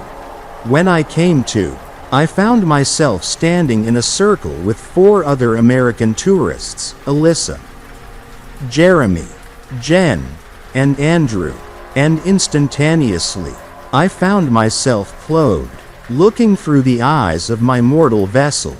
We wondered when you'd show up. April, it's getting to be that time, uttered Andrew. Alyssa placed her hand on my shoulder. It's okay. It will take you a few minutes to catch up. Don't be afraid. We're your friends. I could mutter only one thing. When am I going home? I need to see my little girl. Night was beginning to fall, and snowflakes leisurely drifted as far as my eyes could see, far into my green prison, meandering and blowing in swirls. Birds and other animals cackled and hooted to infinity. This is going to be awful. I'd rather go first. Get it the fuck over with, murmured Jeremy. Alyssa still empathetically clung to my arm and ran her fingers through my hair. Jen began to sob. Not again. Please. Will one of you please tell me what is happening? She's still not remembering. Andrew approached me and gazed into my eyes inches from my face. Bloodshot eyes with dilated black pupils. And suddenly the stench came back. No need to worry about your daughter. She's long grown up. She'd be about 25 or 26 now. Who are you? I'm the proliferation of this place. When you killed yourself, a deal was made, and you made a choice. And then I began to see it all clearly again. I think I understand. Then say it, demanded Andrew. In Japan, there is an underground organization called Project Evacuate.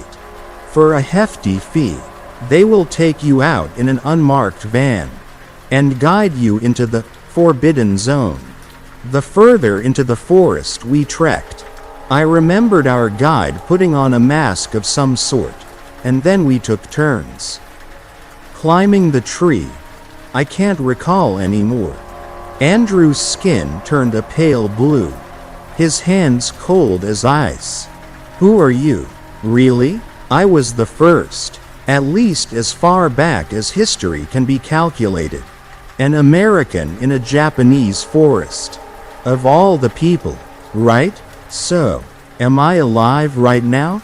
Andrew turned and angrily spat out at the group the words, "You keep quiet or there will be hell to pay."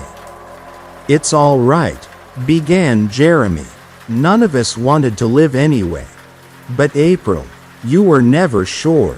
Andrew is the embodiment of whatever incalculable evil is in this place. He's not human. But you.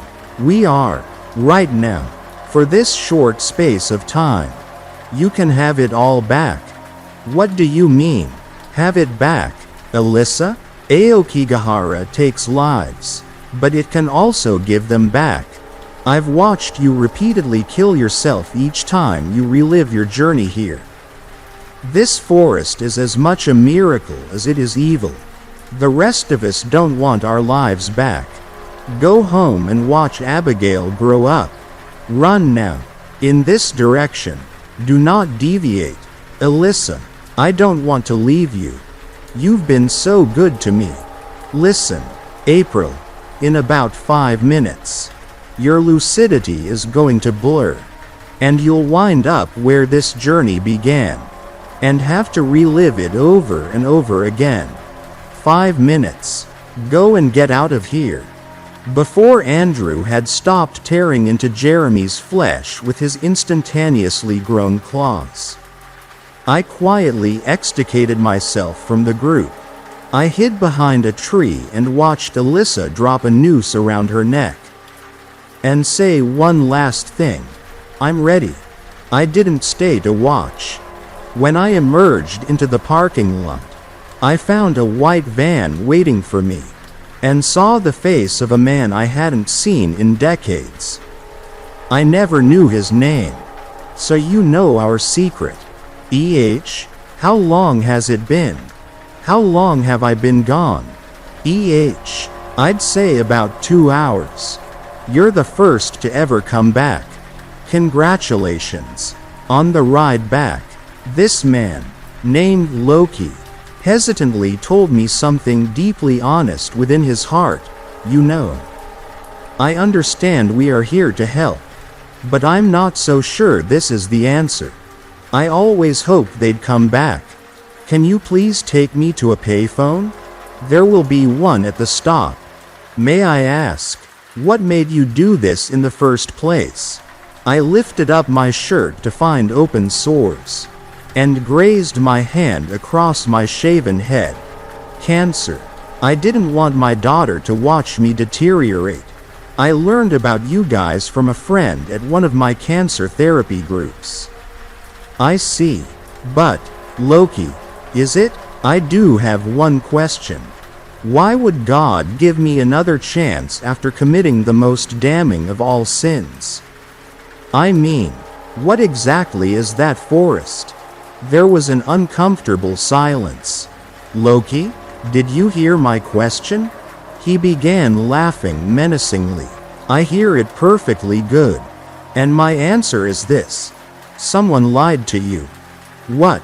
Suddenly the van crawled to a stop, and 3 people stepped inside.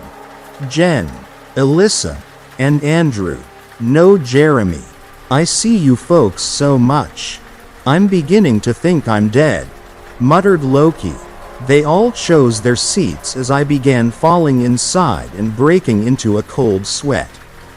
Hi, I'm Alyssa. She reached out to shake my hand. All of a sudden I felt hot breath in my ear, leaning in from behind me. It was Andrew. Nice try, April. But nobody escapes the forest.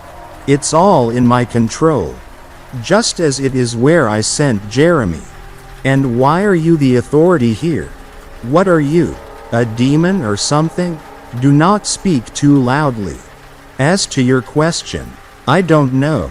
I never knew what I was. All I know is that you're trapped. Just like me. I can scream. Scream all you want. Nobody can hear the dead. You're lucky to be where you are. And know that.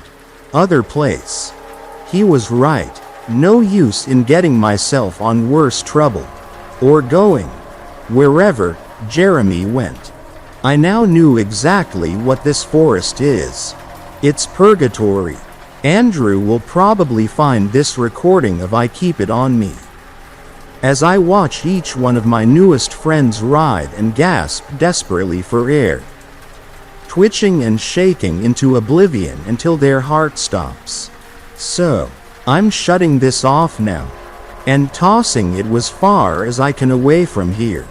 Maybe one day someone will find it, and explain to Abigail why I left. Perhaps if this recording is found, it will disprove Andrew's notion that, at least for a while, I'm actually alive, real. I'm sure it's wishful thinking. Aokigahara Precinct 22, November 14, 2013. Detective Haru Matsushimi. Investigating Officer. Item checked into evidence. Sony TCM 929 cassette recorder.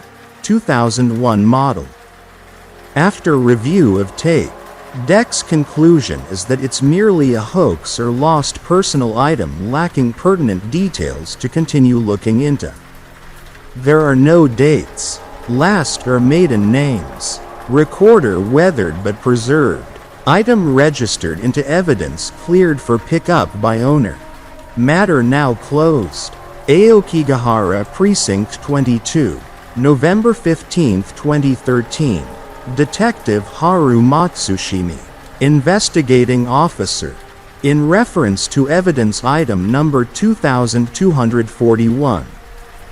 Detective made aware of a positive information relating to Sony TCM 929 cassette recorder, 2001 model, and possible link to case docket number 77124. A report filed on February 28, 2001 related to multiple deaths ruled as suicide. Subjects: Jennifer Riley, Alyssa Reinhold, Jeremy Nagy, and April Winston, discovered by anonymous witness suspended from trees dead by hanging and asphyxiation.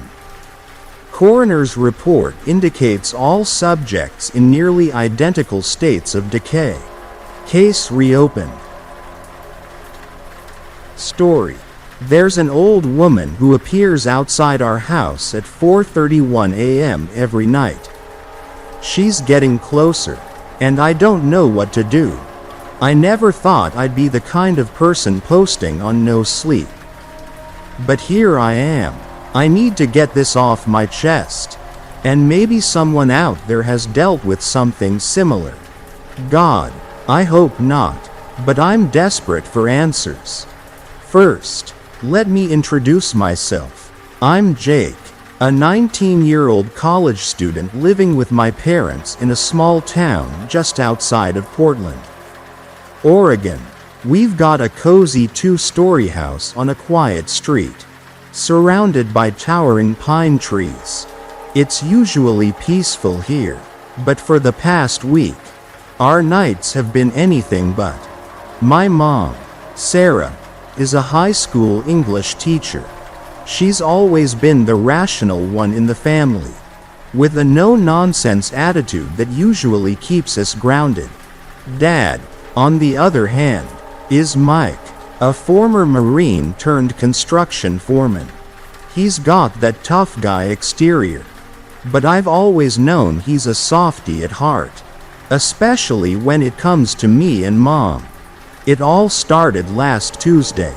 I was up late studying for a biology exam, my eyes burning from staring at my textbook for hours. I glanced at my phone 4:30 a.m. Shit, I muttered, realizing I'd have to be up for class in just a few hours. That's when I heard it, the distinct sound of our doorbell. Who the hell would be ringing our doorbell at this hour? I crept downstairs, my heart pounding.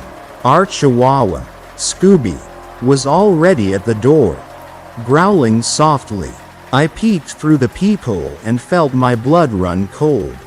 There, illuminated by our porch light, stood an old woman. She was thin, almost skeletal, with wispy white hair that seemed to float around her head like a halo. Her skin was pale and wrinkled, hanging loosely on her face. But it was her eyes that really freaked me out. They were completely black, like two empty voids staring straight at me. Jake, what's going on? Mom's voice made me jump. She'd come downstairs, rubbing sleep from her eyes. There's an old woman outside, I stammered. Mom frowned and gently nudged me aside to look for herself.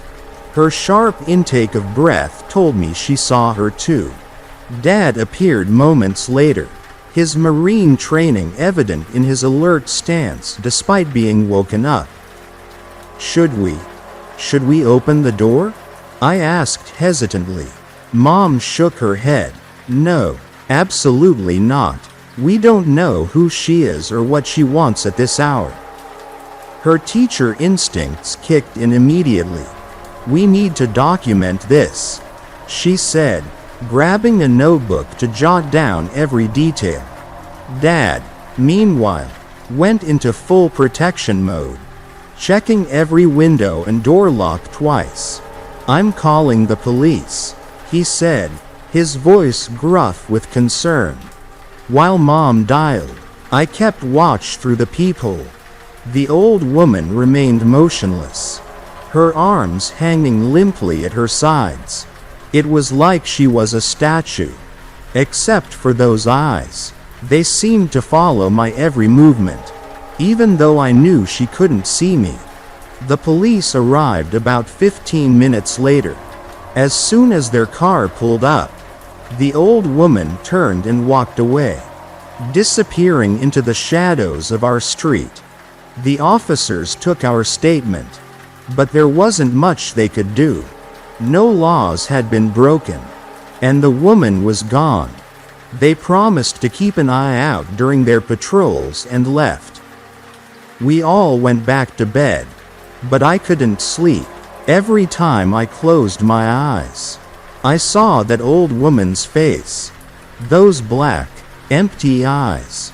The next night, I made sure to be in bed early, but at exactly 4:31 a.m., I woke up to Scooby's frantic barking.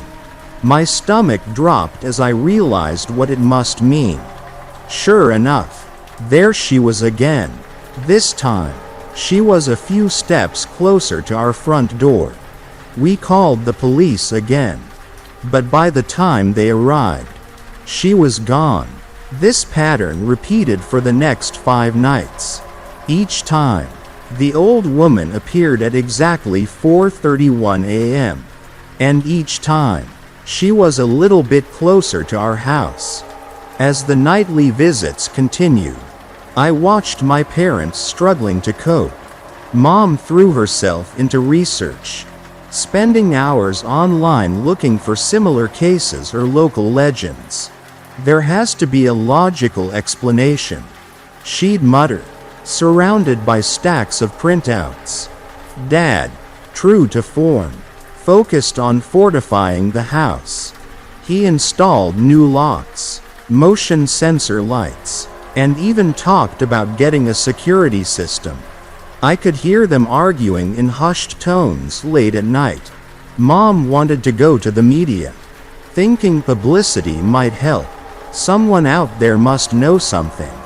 She insisted, but Dad was dead set against it. You want us to be the crazy family on the evening news? He'd retort. The tension between them was palpable, and it scared me almost as much as the old woman. Last night was the worst so far. She was right at the bottom of our porch steps, her face turned up towards my bedroom window. I swear, even though it was dark and she was far away, I could see a faint smile on her lips. I don't know what to do. The police have stopped responding to our calls. They think we're pulling some kind of prank. My parents are at their wits' end, torn between their fear and their need to protect me. Part of me hopes this is all just some weird, prolonged dream, that I'll wake up and everything will be normal again. But deep down, I know that's not the case. If anyone has experienced anything like this, please let me know. I don't know how much longer we can take this nightly visitor. I'll update if anything changes. For now, I'm just praying she doesn't get any closer tonight. Thanks for all the responses to my last post. I wish I had better news. But things have only gotten worse. Much worse. It's been 3 more nights since I last updated, and each one has been more terrifying than the last. The old woman is getting closer, and I'm starting to lose my mind. My parents aren't faring much better. On the 8th night, she was halfway up our porch steps. I remember pressing my face against the cool glass of my bedroom window, my breath fogging up the pane as I stared down at her. She stood there, motionless, those black eyes fixed on our front door. Dad, thinking he could scare her off, flicked on the porch light and yelled through the door, "We see you. Get off our property or we're calling the cops." His voice cracked slightly, betraying the fear behind his tough facade.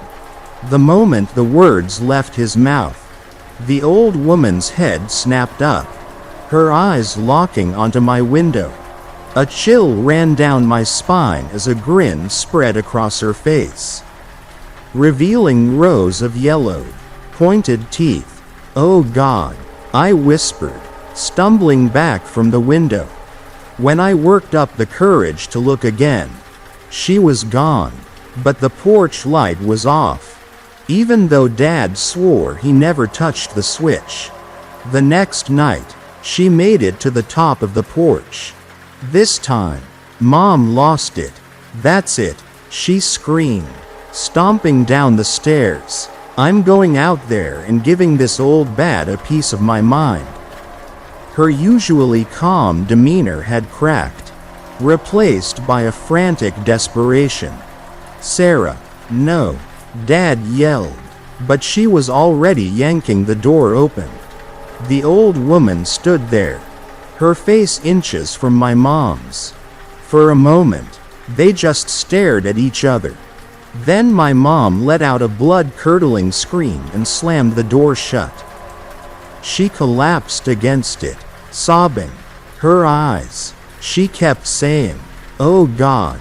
Her eyes. Dad wrapped his arms around her, his own eyes wide with shock. I'd never seen my mother so shaken, and it terrified me more than anything else had so far. We spent the rest of the night huddled in the living room, jumping at every creak and groan of our old house. When morning came, we found deep scratch marks on the outside of our front door. Last night was the worst yet. At 4:31 a.m., like clockwork, Scooby started barking. But this time, it wasn't his usual aggressive bark. It was high-pitched, terrified. I ran downstairs to find him cowering in the corner of the living room, whimpering. And there, pressed against our front window, was the old woman's face. Her skin looked even more deteriorated up close, hanging off her cheekbones in gray, rotting strips. Her mouth was open in a silent scream, revealing a black void where her tongue should have been. But her eyes, God, her eyes, they were like bottomless pits. And as I stared into them, I felt like I was falling. I don't know how long I stood there, transfixed. It could have been seconds or hours. I was only snapped out of it when I heard my dad's voice. "Jake? Jake, snap out of it, son." He shook me roughly, his face pale with worry. I blinked, coming back to reality. The old woman was gone, but a foul, rotting smell lingered in the air. We're at our wits' end. My parents are barely holding it together. Mom stopped trying to find logical explanations and has started leaving salt lines at all the doors and windows. Dad's talking about calling in favors from his old Marine buddies, convinced that we're under some kind of attack. I've been researching non-stop, trying to find any similar cases or local legends that might explain what's happening. So far, I've come up empty. The only lead I have is an old newspaper article one found from the 1950s. It mentioned a widow carver who lived in a cabin in the woods near our neighborhood. Apparently, she was accused of witchcraft and driven out of town. The article said she vowed revenge on the townspeople and their descendants before disappearing into the forest. It's probably nothing, just my desperate mind grasping at straws. But at this point, I'll take any explanation, no matter how far-fetched. I don't know what tonight will bring, but I'm dreading 4:31 a.m. The old woman has made it to our window. The next step is inside our house. I'll update again tomorrow if I can. If you don't hear from me, well, I don't want to think about that. Wish us luck. No sleep. I have a feeling we're going to need it. I'm writing this with shaking hands, trying to make sense of what happened last night. I don't know if I'm going crazy or if something truly evil has invaded our lives. Either way, I'm terrified. Yesterday evening, my parents and I tried to prepare for the old woman's nightly visit. We double-checked all the locks, closed all the curtains, and even pushed furniture against the doors. Dad got his old baseball bat from the garage, and Mom clutched a can of pepper spray. We were determined to confront whatever came at 4:31 a.m. As the hour approached, we huddled together in the living room. Scooby was unnaturally quiet, curled up in a tight ball under the coffee table. The air felt heavy, like the moment before a thunderstorm. 4:30 a.m. 1 minute to go. Maybe she won't come, Mom whispered, her knuckles white around the pepper spray. Her usual composure was gone, replaced by raw fear. 4:31 a.m. For a moment, nothing happened. We held our breath, ears straining for any sound. Then, we heard it, a soft scraping noise coming from the front door. Dad gripped his bat tighter. "I'm going to check," he said, moving towards the door. His Marine training was kicking in. But I could see the tremor in his hands. "No," Mom and I hissed in unison. But he was already at the peephole. He looked through, then stumbled back, his face pale. She's gone," he stammered. Relief washed over us. But it was short-lived, because at that moment, we heard Scooby let out a pitiful whine. We turned to see him staring, trembling, at something behind us. Slowly, dreading what I'd see, I turned around. There she was, inside our house. The old woman stood in the doorway to the kitchen, her emaciated frame silhouetted against the darkness. Her black eyes seemed to suck in all the light in the room. Mom screamed. Dad swung his bat, but it passed right through her as if she was made of smoke. I saw a side of my parents I'd never seen before. Mom, usually so composed, was shaking like a leaf, tears streaming down her face. But her voice was steady as she recited what sounded like a protection prayer. Dad, who I'd always seen as unshakable, looked utterly lost. But when the old woman took a step forward, he positioned himself in front of us without hesitation. His body a shield. I couldn't move. I couldn't breathe. Those eyes held me paralyzed. She took another step forward, her mouth open, wider than any human mouth should, revealing that terrible black void. Just as she reached out a skeletal hand towards me, Scooby burst from under the table. He launched himself at the old woman, barking furiously. The moment he touched her, there was a blinding flash of light and a sound like a thunderclap. When my vision cleared, both Scooby and the old woman were gone. We spent the rest of the night searching the house, calling for Scooby, but found nothing. No sign of the old woman. No sign of our dog. It was as if they'd never existed. When dawn finally broke, we were exhausted and confused. Had it all been some sort of shared hallucination? But the scratch marks on the door were still there, and Scooby was still missing. Mom's rational facade finally cracked. She spent hours calling animal shelters and tacking up missing dog posters, her voice breaking every time she had to describe Scooby. Dad, who had always rolled his eyes at Scooby's yapping, now wandered the house at night, whistling for him and leaving his favorite treats in every room. I tried to sleep, but when I did, the nightmares came. In my dreams, I was in a dark, misty forest. I could hear Scooby barking in the distance. But every time I moved towards the sound, it got further away, and always, just at the edge of my vision, I could see the old woman, watching, waiting. I woke up gasping for air, my face wet with tears. That's when I noticed it, a faint whispering in the room. Words in a language I didn't understand, barely audible but definitely there. And something else, a light touch on my face, like fingers gently caressing my cheek. I scrambled out of bed and ran downstairs. The living room looked like a scene from a horror movie. Every single flower in the vases, the ones Mom had put out to brighten the mood, was rotting, not just wilted, but actually decomposing, giving off a sickly sweet smell that made my stomach churn. Mom and Dad were in the kitchen, both looking as shell-shocked as I felt.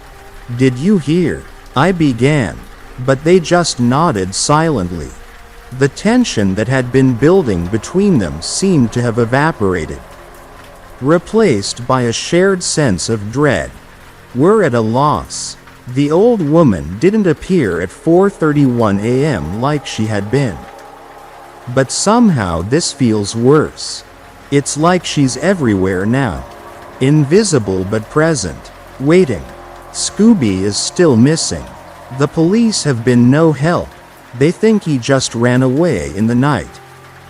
They don't believe our story about the old woman. To be honest, I'm starting to doubt it myself. But then I look at the rotting flowers. I remember the whispering, the phantom touch on my face. And I know it was real. I found something else too. Something that chills me to the bone. Remember that old newspaper article one mentioned? About Widow Carver? I dug deeper and found her full name. Eliza Carver. I also found her death certificate. She died on May 17, 1954, at 4:31 a.m. Today is May 17th. I showed the death certificate to my parents. Mom's face went ashen, while Dad's jaw clenched so tight I could hear his teeth grinding. "This can't be a coincidence," Mom whispered, her voice trembling. She'd abandoned all pretense of rational explanations now. What if? What if she's come back for revenge? Dad shook his head, but I could see the doubt in his eyes. "That's impossible," he muttered, but there was no conviction in his voice. As night fell, the atmosphere in the house became suffocating. We tried to go about our normal routines, but every creak, every shadow, sent us into a panic. Mom kept checking and rechecking the salt lines she'd laid down, muttering protection prayers under her breath. Dad paced restlessly, his old service pistol now holstered at his hip. "I don't know what's going to happen tonight. Part of me wants to run, to get as far away from this house as possible. But another part of me knows it won't make a difference. Whatever this is, wherever it came from, it's attached to us now." As I write this, it's 11:45 p.m. Less than 5 hours until 4:31 a.m. Mom and Dad are in the living room, holding hands and talking in low voices. I can see the love between them, strengthened by this shared ordeal. Whatever happens tonight, we'll face it as a family.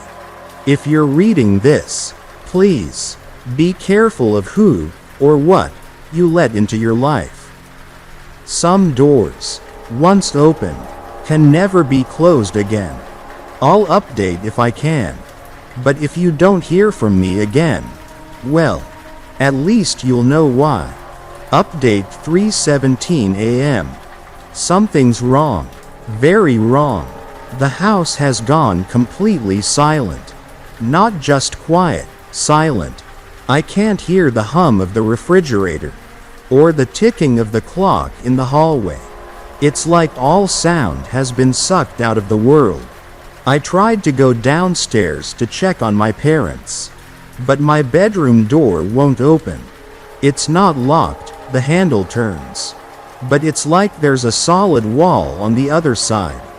The air feels thick, almost syrupy. It's hard to breathe, and it's cold, so cold. I can hear whispers now. They're coming from everywhere and nowhere at once. I can't make out the words, but they sound angry. There's something moving in the shadows of my room. I can't quite see it, but I know it's there, watching. Mysteries are everywhere, and some may be closer than you think. If you enjoyed this story, don't forget to like, subscribe, and turn on the notification bell so you won't miss the next mystery. See you in the next story.